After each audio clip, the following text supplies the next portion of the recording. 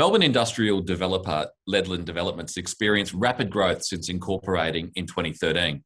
Headed by father and son duo Michael and Oscar Ledlin, the group develops industrial and commercial property across Melbourne with projects in Springvale, Curram Downs and the Mornington Peninsula. Joining us today to explain their approach is Oscar Ledlin, founder and CEO. Thanks for joining us on The Urban Developer. Morning, Adam. Thank you for having me. Now, let's just start with Ledlin Developments, the business. Tell us about how you got your start in property. Yeah, I'm a concreter by trade. I grew up working part-time, weekends and school holidays for my father, who had a concreting business for nearly 30 years. So I grew up on the tools working for him, and then I went on to do a business degree at Monash University. Towards the back end of my degree, I sat down with Dad, and my older brother was working in the business at the time. Dad said, "Listen, boys, I think between the two of you can make a real go of this business." I said, "Dad, appreciate the opportunity, but I'm getting as far away from the concrete as I can. I'm getting into property development." So I'd saved about 50 grand while working part-time, and had scoped a little duplex site in a neighbouring suburb. So I approached the bank and nearly walked in and slapped my 50 grand on the table, thinking I was the man at 21 years old, but found out I couldn't show serviceability. So casual employment, part-time employment, they wouldn't give me a loan.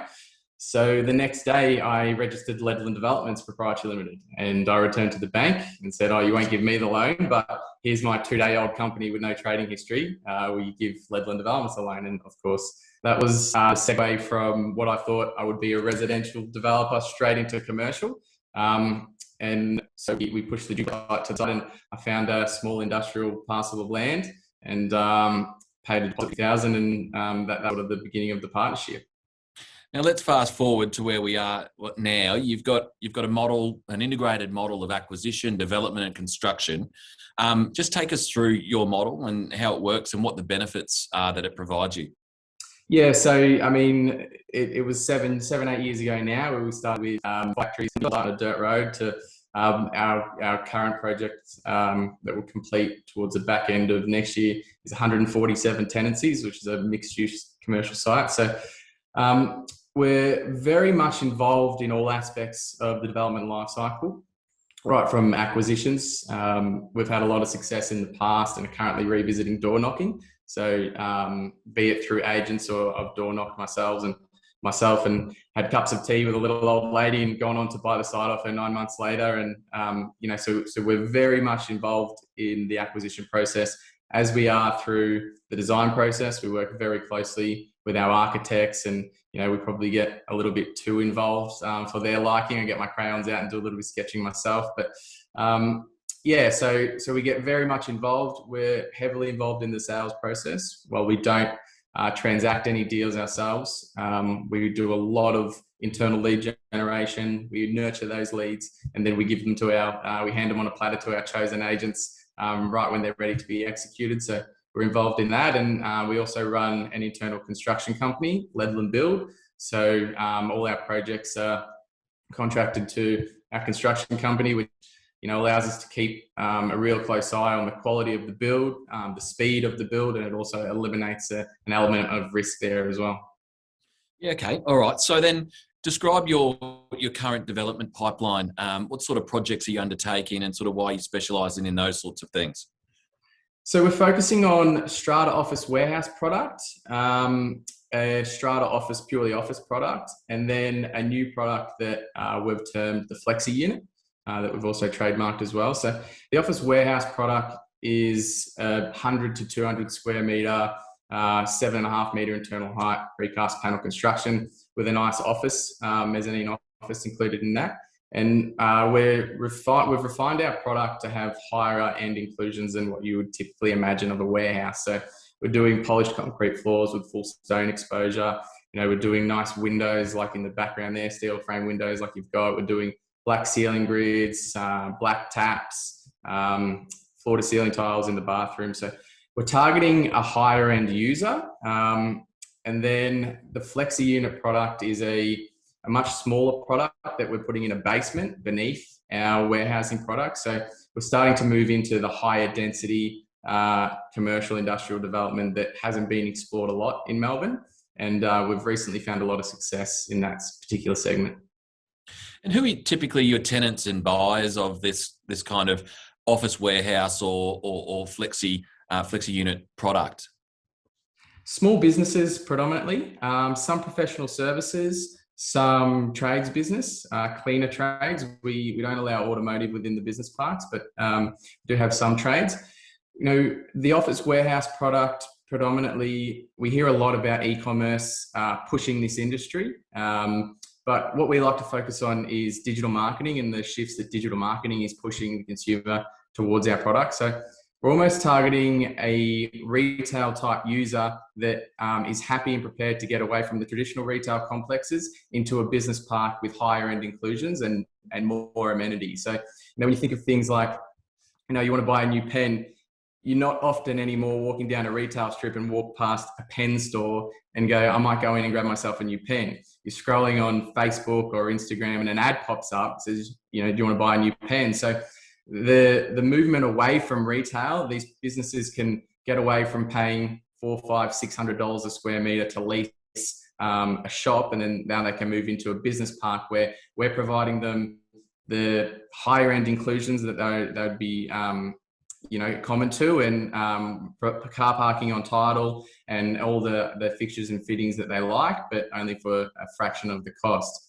The flexi unit, that's a brand new concept, a brand new asset class. So it's basically a commercial storage unit with 4.4 meters internal clearance height, precast panel construction, housed in a basement with a complex of 50 or 60 other units, accompanied by co-working office space, co-working boardroom, communal amenities such as container loading bay, delivery area, bathrooms, and co-working office space. So that's again targeted at e-commerce businesses that they don't require a lot of space. When we were doing business parks, 6-7 years ago, we were selling 150 square meter warehouse for under 300 grand. That same property now is about 650,000. So the businesses that don't require the space for 8 hours a day, they can't afford the investment of $600,000 or $30,000 a year in rent. So what we've tried to do is target that market and provide them something that meets all their needs, but for a fraction of the price. So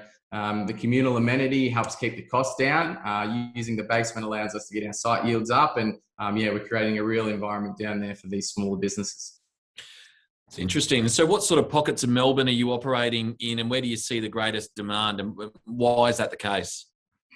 I think industrial demand across Melbourne and even Australia is through the roof right now, and I think it'll remain like that for a lot of reasons for the next 12 to 18 months. But particularly for our focus and the products that we're bringing to market, we're sticking to higher density areas, inner southeast, inner north, inner east. We're shying away from greenfields areas, like out west and stuff like that. We're focusing more on areas that have a little bit more affluence. We don't need to be developing in Toorak, but we want somewhere where the median house price is up over $850,000, $900,000. And we need to be close by to amenities. So we're bringing a lot more amenity into our business parks than what we have in the past. So container loading bays, we're bringing cafes in, right through to our owners corporation. We're doing external window cleaning built into the owners corp. So we want the area to reflect that product. We can't bring a high-end product to a less affluent suburb and expect it to do well. So in those higher density, more affluent suburbs. Yeah. Okay. And how are you funding your projects as you roll them out and scale up your business? And I guess, how do you do so as well from an acquisition point of view? How do you structure your acquisitions? Yeah, so we've funded deals every which way that we can, and in the past, especially early days, being a young company, we didn't come into this game with a lot of capital, so leverage was our friend right from the word go. When I was 23, 24 years old, I probably would have already asked you for private equity by now. I was very eager to raise funds.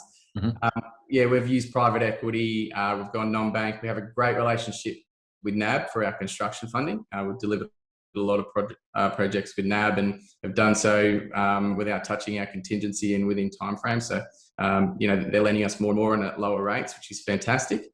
Moving forward, as I begin to scale the business now that I think that we've got, some key metrics in place to do so. We've started discussions with some funds managers across Melbourne and Sydney. So we're exploring that at the moment. Yeah, interesting. And you mentioned little old ladies and cups of coffee in terms of acquisitions. How are you going about acquiring the properties that you're building?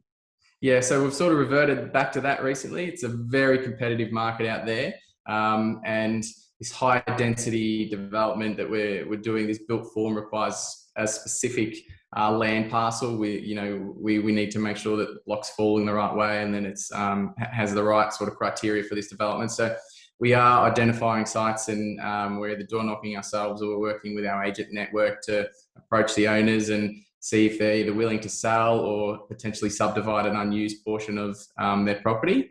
But it's a very tight market out there at the moment. Now, obviously, COVID was a pretty disruptive thing for everyone in Australia, but specifically in Melbourne, particularly in construction. So how did your business weather the storm, and what was the sort of the wash up of it? We ended up having a fantastic 2020. It was our best year yet. We did a lot of learning, when things kicked off with COVID, towards the start of the year. We were in a position holding a lot of stock, and we had a lot of stock to come to market. So we were very worried about how things would go moving forward. We really restructured our marketing plan, and we got very involved in the sales process. Previously, we hadn't been so much involved. We were more the traditional, we engaged an agent or two agents, had a conjunctional listing, and they were off to do their thing. But we really knuckled down and got very much involved in the sales process. Two reasons. One, we just had comfort knowing that things were getting done how they were supposed to be done from discussions that we had with the agents.